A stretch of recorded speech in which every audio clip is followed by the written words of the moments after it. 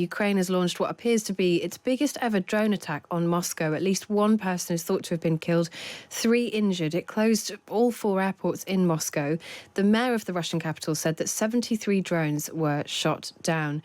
Katerina Malofeva is a journalist in Kyiv and joins us now. Good morning. Good morning. What do we know about this attack at the moment? As far as I understand what I see from the news, that approximately at 3:30 this morning, Ukraine launched a massive attack of drones on on Russia's capital, Moscow. And I understand that at least one person, according to the Russian official, was killed, and that because of the attack on the airport in Zhukovo, Domodedovo, Sheremetyevo, they are suspended, as well as the railway was damaged. Railway connection from Domodedovo to Moscow was connected. I can see that in Ukrainian media that there is a huge, basically, enthusiasm about this, because they are saying that finally Moscow can feel what feels normally. Kyiv, Zaporizhzhia, Kharkiv, and other cities. Just want to say that it didn't happen only one side, because tonight Russia also launched the attack on Ukrainian cities as well. So up to 70 drones have been intercepted. 35 drones were lost from the radar, so they might be jammed, or they might disconnected. What should we read into the significance of the timing of this attack? Because clearly those talks are about to get underway in Saudi Arabia. You might think that this will be the time that Ukraine would be keen to dial down any sort of military escalation, and yet this seems to be a dialing up of it. Well, not really about dialing down, because as far as you remember, when Ukrainian President Volodymyr Zelensky, he was about to depart to Saudi Arabia, so he addressed the nation, and he said that we're still on the position, Ukraine is still on the position of showing basically coming to peace from the position of force, going to the peace talk from the position of force, because otherwise Ukraine has been pressured to sign the deals. There are also rumors that U.S. side will be pressuring Ukrainian President Zelensky to step down, to launch the election, etc. So Ukraine is approaching these talks from the position of force, and as far as you know,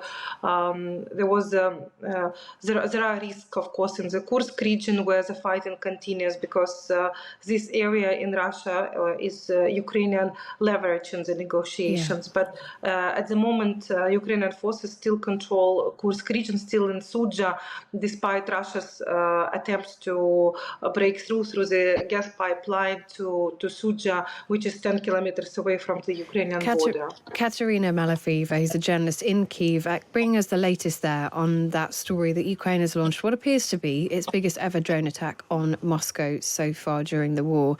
Really interesting that Katerina reflecting there that the timing of this is significant, because President Zelensky wants to go into those talks from a position of fighting strength. Yeah, and he must feel otherwise. His legs have been cut off by everyone else over the previous sort of couple of months. We're going to keep an eye on what Russia does in response and what the fallout of that attack is, potentially the biggest drone strike in the history of the war against Moscow. Martin Fornusek, news editor at the Kyiv Independent, is speaking to us now from Lviv. Good morning. Good morning. Thanks for having me. What is the latest on this drone attack? So it is, as you said, that this could possibly be the largest drone attack, not only against Moscow, but against Russia overall during the full-scale war. So far, reports are coming from Russian officials that about 20 cars, an apartment building, and several warehouses were damaged across Moscow Oblast. We have report of 1 civilian killed and several others injured. Of course, Ukraine usually targets military sites, industrial facilities when attacks like this happen, and we are waiting for more information from Ukrainian officials, Ukrainian military. I mean, what do we make of the timing of this? We were talking to a Ukrainian journalist earlier who was saying that the timing is significant because we know that these talks are about to begin, and it's a show of strength, essentially, from Ukraine. The timing is, of course, interesting because, according to certain reports, one of the proposals that Ukraine delegation plans to discuss in Saudi Arabia with the US is a partial truce that would extend to aerial strikes and naval operations. So we can, of course, only speculate that this could be some kind of effort to raise the stakes ahead of this proposal and demonstrate to Russia that it is also in its own interest to agree to this partial truce. Is that likely to be a helpful tactic, do you think? Because some people might say, well, look, you're going into peace talks today. Launching a huge-scale drone attack is about the worst possible timing. Well, we have to understand that this is not a simply one-sided escalation from Ukraine's side. The same day, Russia launched over 100 drones against Ukraine, and these kind of attacks happen every day, effectively on a daily basis. And because of that, they don't make such headlines as the current attack does.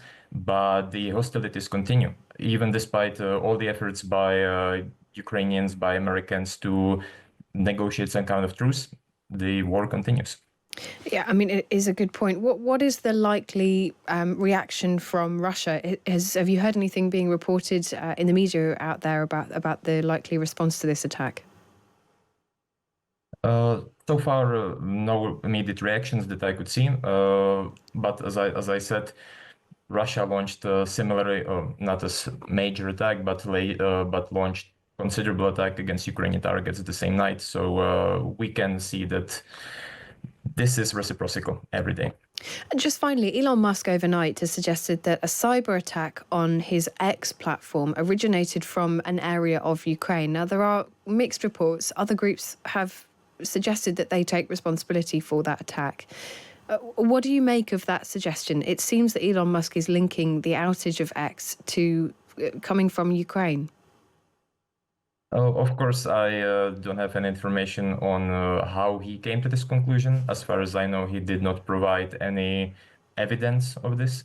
And I don't see a specific angle that would Ukraine have to gain by attacking X in any way. And we saw that Elon Musk, of course, adopted increasingly anti-Ukraine rhetoric. For example, the same day he attacked US Senator Mark Kelly as a traitor for simply voicing support for Ukraine. So my reaction is at least that of skepticism. Martin Fornusek, news editor at the Kyiv Independent, speaking to us from Lviv. Really appreciate your time this morning. Thank you. We kind of normalise Elon Musk, don't we? But he did accuse a senator for just visiting and offering support to Ukraine of being a traitor, who's saying, and this is the most significant, other than Trump, man in the US government. And Trump overnight has said he's going to buy a Tesla today to support Tesla stocks, which are down 15%. I mean, whatever happens in Saudi Arabia with the US-led talks with Ukraine, it's absolutely clear the US administration regards Ukraine as a problem, not as an ally and not as a victim.